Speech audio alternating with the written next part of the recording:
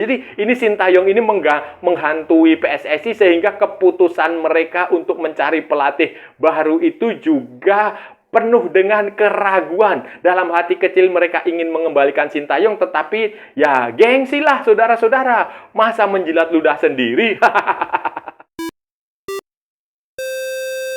Halo saudara-saudara, jumpa lagi dengan komentator gadungan di sini. Dengan komentator yang gadungan. Seperti biasa, saudara-saudara, seperti biasa. Kalau kita sudah bertemu, pasti akan ada yang kita bicarakan, akan ada yang kita perbincangkan, kita ulas, kita analisis, kita cakap, kita bacotin, kita gibahin, kita cangkeman tentang sepak bola di seputaran Asia Tenggara, di negara-negara tetangga, negara-negara sahabat, negara-negara jiran, negara-negara serumpun Indonesia, Malaysia, Thailand, Vietnam, Laos, Myanmar, Kamboja, Filipina, Brunei, Darussalam, Singapura, Timor Leste, Australia, Wakanda, Konoha, negara api, negara angin, negara air, negara dongeng, dan sekitarnya semua akan kita bicarakan secara fair, secara jujur, secara adil, tanpa muatan politik, tanpa kebencian, tanpa provokasi, hanya berdasarkan fakta dan bukan klaim semata, saudara-saudara. Tidak ada hoax, tidak ada hoax, tidak ada hoax, tidak ada hoax, dan tidak lebay. Baik yang sudah lama sekali maupun yang terkini. Bebas, saudara-saudara, bebas, bebas, bebas. Yang penting sopan.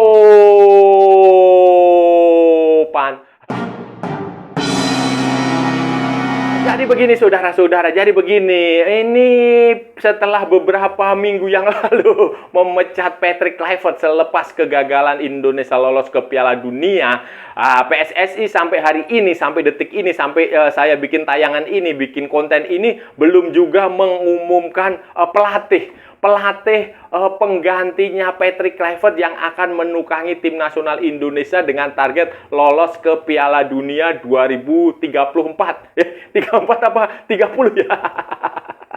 Perasaan targetnya mundur mulu. Kemarin katanya 2026 harus dimanfaatkan momentumnya. Kemudian katanya oh enggak kok 2030. Katanya lagi dengar-dengar sekarang 2034.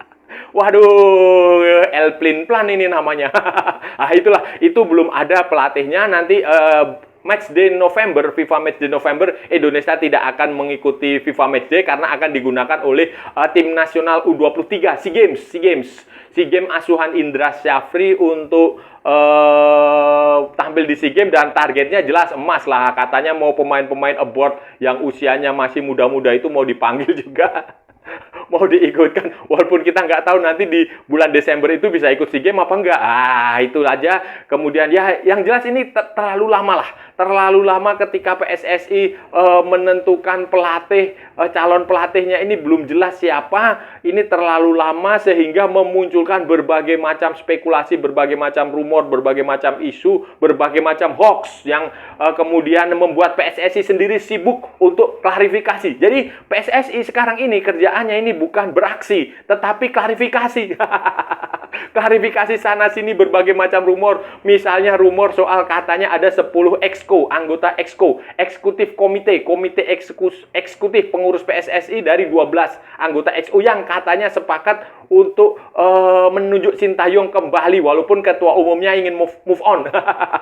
Tetapi kemudian itu dibantah, diklarifikasi bahwa rapat exco belum pernah ada, keputusan apapun belum pernah diambil, dan PSSI masih mencari, masih mempertimbangkan sejumlah nama yang akan menjadi pelatih tim nasional Indonesia dengan target itu tadi, juara Piala AFF.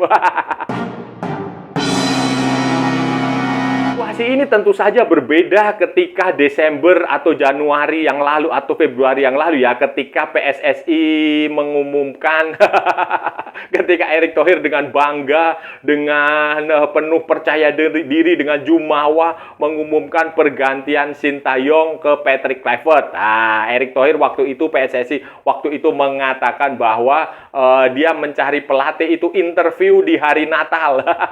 Berarti kan Desember, walaupun pengumumannya di bulan apa itu, Januari atau Februari ya, saya lupa ya. Pokoknya itulah, itu saudara-saudara dengan gagah berani, dengan keren lah waktu itu mengumumkan pengganti Sintayong dengan think fast.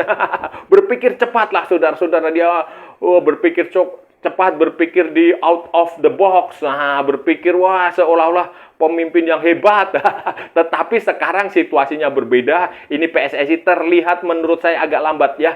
Ya memilih pelatih itu oke lah, berhati-hati boleh, tetapi jangan terlalu lama juga, karena kasihan juga pemainnya itu sudah kemarin itu kan kegagalan dari Arab Saudi, kalah dari Irak itu kan membuat mental mereka down, mental mereka jatuh. Nah sekarang kalau mereka nggak punya pelatih dan nggak ada pertandingan internasional dalam waktu dekat, itu kan menurut saya mental mereka juga akan semakin jatuh. Mereka nggak tahu pelatihnya siapa. Mereka juga berpikir-pikir nanti pelatih baru saya digunakan apa enggak, nanti pelatih baru siapa kira-kira, apakah pelatih dari mana, dari sini, dari situ, si A, si B, si C, kayak begitu. Itu cukup bikin bikin pemain itu bimbang, saudara-saudara. Jadi jangan terlalu lama, kasihan pemain. Dalam hal ini saya kasihan pemain. Kalau pengurus PSSI mah nggak usah dikasihani. Tugas mereka, kerjaan mereka sejak dulu memang harus dikritik, tetapi pemain ini kasihan karena mental, yang jelas mental mereka terpengaruh karena mereka nggak tahu pelatih saya ini ke depannya siapa. Jadi mereka nggak bisa memperkirakan nanti, wah kira-kira nasib saya gimana ya nanti di masa itu kan. Mereka juga butuh kepastian. Menurut saya, saudara-saudara, kenapa PSSI lama sekali menentukan pelatih? Ya, kalau alasannya mereka kan jelas, hati-hati, kemudian pilih-pilih, tidak mau ceroboh, mempertimbangkan plus minus. Tetapi kalau menurut saya ada dua hal yang membuat PSSI ini terlihat lama sekali untuk menentukan pelatih. Pertama, tentu saja trauma, saudara-saudara. Saya yakin dalam hati kecil maupun dalam hati besar Ketua Umum PSSI itu pasti ada trauma dia memecat pelatih, saudara-saudara. Trauma sekali karena kalkulasi dia, hitung-hitungan dia ternyata meleset. Ternyata tadinya dia berharap Indonesia di bawah Patrick Kluivert akan lolos ke Piala Dunia dan dia akan dielu-elukan, dia akan dipuja-puja, dia akan dijadikan pahlawan, dia akan dapat penghargaan bla bla bla bla bla bla bla, akan disenangi orang-orang, semakin disenangi orang-orang dan akan menjadi modal yang berharga untuk 2029. Ternyata gagal. Nah, itu bikin trauma dan kegagalan itu ya trauma itu nggak mudah diatasi, saudara-saudara. Trauma itu nggak mudah diatasi. Memang butuh waktu sampai dia benar-benar berpikir dengan jernih untuk mencari pelatih baru. Kira-kira siapa yang cocok nanti untuk menjadi pelatih tim nasional Indonesia. Karena pilihannya juga banyak. Tetapi kan juga harus diperhatikan apakah pelatih yang dimaksud itu bersedia atau tidak. Karena ya kita tahu sendirilah waktu Natal interview Patrick Kluivert kan yang datang cuma satu. Ya, saya rasa sekarang pun situasinya seperti itu karena Indonesia ini di peta sepak bola dunia ini bukan siapa-siapa. Tidak ada di peta dunia, kita hanya ada di peta Asia Tenggara dan sekarang mulai merintis di peta Asia. Kedua adalah uang, adalah finansial, adalah duit, saudara-saudara. Kalau dugaan saya ya memang sponsornya banyak, tetapi kan uang juga bisa berkurang kan, sudah dipakai untuk ini, untuk itu, itu begini begitu. Itu kan semakin lama semakin banyak dan ditambah lagi dengan kompensasi yang dia harus dibayarkan PSSI kepada Sintayong dan kepada Patrick Kluivert. Kompensasi untuk Sintayong aja menurut saya kemungkinan besar juga belum lunas karena pasti itu nggak mungkin uang bermiliar-miliar itu akan langsung dibayar, itu nggak mungkin, pasti dicicil dalam beberapa termin 1, 2, 3, 4, saya nggak tahu berapa kali ya. Itu bisa saja seperti itu, termin-termin itu saja belum selesai, saudara-saudara. Jumlahnya Sintayong yang besar lah, walaupun asistennya cuma hanya beberapa saja, itu saja besar sekali menguras kas kantongnya PSSI. Apalagi sekarang Patrick Kluivert ini walaupun gajinya menurut saya ya, menurut rumor ya, saya nggak tahu kepastiannya jumlahnya berapa, tetapi kemungkinan besar nggak sebesar Sintayong, itu juga besar karena dia membawa asisten. Ada Pastor, ada Lansat, ada macam-macam pelatih kiper, ada pelatih kebugaran, ada pelatih analis, ada nutrition, ada psikoterapis, ada macam-macam. Belum lagi Jordi Cruyff. Itu kan banyak sekali pelatih, 14 kalau nggak salah, 14 atau berapa lah. Belasan saudara-saudara, itu kan tentu saja kan mesti gajinya kan juga gaji standar di Belanda sana, standar di Eropa. Sehingga ya itu PSSI butuh waktu juga untuk menyelesaikan kompensasi ini. Bisa juga sama nasibnya seperti Sintayong dicicil. Dan ini duitnya dari mana? Memang kita punya sponsor Bank Mandiri yang katanya 80 miliar atau berapa, tapi kan juga semakin berkurang karena timnas kan sudah bertanding bermacam-macam, tanding kemana-mana di selama setahun ini, kemudian untuk membayar ini itu gaji staf, untuk bonus pemain, untuk transportasi dan lain-lain. Jadi ya uang ini menjadi faktor krusial. Dua faktor itu, saudara-saudara. Sebenarnya ada faktor lagi. Faktor ketiga ya terkait supporter, saudara-saudara. Supporter, walaupun kemarin ada katanya Ultras Garuda menghadap Ketua Umum PSSI berdiskusi. Ultras kok kayak begitu? Itu mah Ultras BUMN kali ya. Ultras itu ya keras lah, tidak ada negosiasi, garis keras, namanya Ultras itu ya ultra, makanya disebut ultra. Kok ultra, kok negosiasi, ultra kok bikin kasih masukan. Berdiskusi ini mah Ultras apa? Ultras santun kali ya. itu supporter ini juga menjadi pertimbangan PSSI karena banyak supporter, saya rasa ya, kecuali mungkin yang kemarin bertemu dengan ketua umum itu. Itu sebenarnya menghendaki Sintayong kembali. Jadi ini PSSI ini seperti dihantui arwahnya. Arwah enggak. Ya pokoknya seperti dihantui Sintayong. Sintayong ini seperti bergelantungan menghantui PSSI. Kalau mengambil keputusan, dia berpikir, nanti kalau pelatihnya lebih bagus dari Sintayong kita selamat, tetapi kalau lebih jelek orang akan mengingat-ingat Sintayong lagi. Sementara kalau kita mau mempekerjakan Sintayong lagi kan tentu saja gengsi lah. gengsi orang gimana ya ini. Kayak begitulah saudara-saudara. Jadi ini Sintayong ini menghantui PSSI sehingga keputusan mereka untuk mencari pelatih baru itu juga penuh dengan keraguan. Dalam hati kecil mereka ingin mengembalikan Sintayong, tetapi ya gengsi lah saudara-saudara. Masa menjilat ludah sendiri? itu saudara-saudara. Jadi itu menghantui itu efeknya panjang saudara-saudara, dan karena nanti fans itu pasti ini pegang omongan saya, pasti akan selalu mengingat-ingat kalau nanti pelatih yang baru ternyata hasilnya mengecewakan. Itu orang pasti akan teriakan Sintayong itu pasti akan terus menggema di stadion-stadion di Indonesia. Kan malu juga kalau ketua umum di GBK kemudian diteriakin Sintayong begitu, saudara-saudara. Solusinya ya sudahlah Pak, nggak usah terlalu ego, nggak usah terlalu menjilat ludah sendiri, nggak apa-apa, demi kebaikan negara, demi kebaikan bangsa, demi kebaikan nasional. Nanti kan ini kalau Anda mengembalikan Sintayong ya sebenarnya Anda punya nama, nanti Anda Anda akan dimaafkan. Dan nanti kalau ternyata hasilnya Sintayong jelek, Sintayong lah yang akan menjadi musuh. Citranya akan jatuh sejatuh-jatuhnya. Itu strategi politiknya menurut saya seperti itu. Tetapi kalau dengan Anda move on, tidak mau mempekerjakan Sintayong lagi ya sulit Pak. Nanti kalau kalah orang akan mengukit Sintayong. Tetapi kalau Sintayong kembali, pertama Anda punya nama, orang akan memaafkan Anda. Ya udah, kemarin kesalahan kita maafkan, biarkan Sintayong bergerak. Kedua, nanti kalau Sintayong pada akhirnya gagal,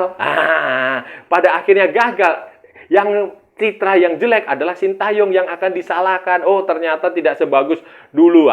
Kalau berhasil, Anda yang punya nama karena Anda dianggap orang yang bijaksana, orang yang bisa merevisi, orang yang tidak egois, orang yang mendengarkan aspirasi masyarakat.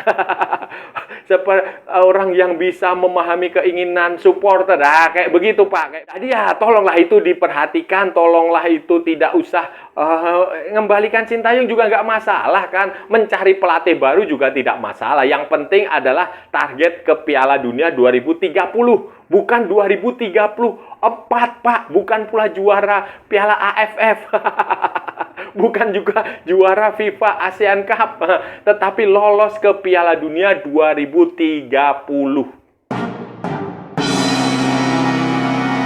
saudara-saudara, itu tadi pembahasan kita hari ini, saudara-saudara. Kita sudah bicara panjang lebar dari A sampai Z, dari barat sampai ke timur, dari utara sampai ke selatan, dari Sabang sampai Merauke, dari Pulau Rote sampai Pulau Miangas, dari New York sampai San Francisco, dari London sampai Istanbul, dari Kepulauan Malvinas sampai Greenland, dari Johor Bahru sampai Buenos Aires untuk menjemput Rodrigo Holgado dan Facundo Garces. Semua sudah kita ulas, semua sudah kita cakap, semua sudah kita bacotin, semua sudah kita gibahin. Hari ini tadi, saudara-saudara, hari ini tadi kita bicara tentang pelatih tim nasional Indonesia yang baru ini siapa sih sebenarnya? Kenapa sampai sekarang juga belum diumumkan? Kenapa PSSI belum juga mengambil sikap? Masih bingung menentukan, apakah ragu katanya sih mau pilih-pilih dulu, tidak mau buru-buru, nanti baru FIFA Matchday Maret baru punya pelatih baru. Jadi November ini tidak akan digunakan, November ini akan digunakan untuk U23. Pokoknya sedang pilih-pilih dulu, direktur teknik, ketua badan tim nasional, semuanya sudah milih-milih, sehingga ya sekarang muncul spekulasi-spekulasi yang nggak jelas, muncul berbagai macam hoax, muncul berbagai macam analisis, rumor yang kemudian dibantah sendiri oleh PSSI. Salah satunya terkait ada 10 exco yang sudah memutuskan menginginkan Sintayong kembali, walaupun Ketua Umum Erick Thohir tidak mau Sintayong, dia mau move on. Nah, itu muncul rumor itu 10 dari 12 exco, anggota exco eksekutif komite ya. Jadi boardnya itu, yang eksekutifnya yang di PSSI itu katanya seperti itu, walaupun kemudian dibantah oleh juru bicara PSSI, oleh beberapa petinggi PSSI bahwa tidak benar itu, belum pernah ada rapat exco untuk secara khusus membahas ini ya. Nggak pernah ada, orang ketua umum PSSI-nya lagi sibuk. Sibuk, jabatannya banyak kali. Jadi ya mau gimana lagi, saudara-saudara. Jadi itu di hoax ya. Rumor-rumor seperti itu tuh, hoax seperti itu tuh muncul wajar karena PSSI terlalu lama mengambil keputusan. Ini beda sekali sikapnya ketika PSSI mengganti Sintayong dengan Patrick Kluivert. Bahkan sejak Desember itu secara senyap, diam-diam dia sudah menyeleksi pemain, walaupun menyeleksi pelatih, walaupun yang datang cuma satu di hari Natal.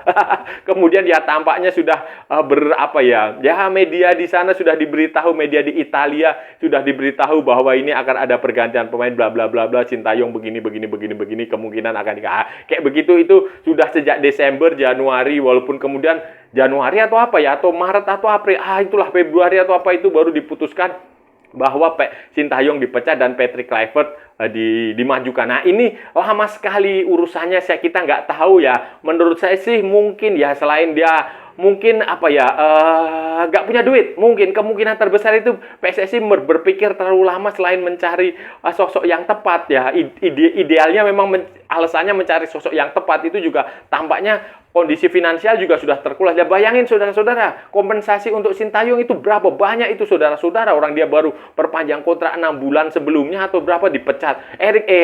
Patrick Kluivert ini juga sisanya masih lama, masih 1,5 tahun lagi sudah dipecat. Belum lagi Patrick Kluivert membawa gerbong yang jumlah totalnya 14 atau 13 atau 11 atau 12 atau berapa banyak, saudara-saudara. Jadi ya itu konsekuensi logisnya. Belum lagi ya mungkin PSSI juga ada sedikit trauma. Karena fans itu menginginkan Sintayong, banyak orang menginginkan Sintayong, tetapi dia nggak mau lah, dia maunya move on. Dia gengsi lah, saudara-saudara, gengsi kalau menjilat ludah sendiri. Jadi ya ini akan lama lah, saudara-saudara, akan lama, dan kita nggak tahu nanti kalau nggak ikut FIFA Matchday edisi November ya mungkin ranking kita akan turun, Malaysia akan semakin tinggi, mungkin nanti kalau dia ngalahin Nepal. Itu, dan ya sangat disayangkan keputusan gegabah dari PSSI, karena apalagi PSSI sekarang hanya sibuk klarifikasi, bukan aksi nyata, tapi dia klarifikasi omong-omong aja. Dan saya rasa sudah cukup ya pembahasan kita kali ini. Kalau ada salah-salah ya mohon maaf.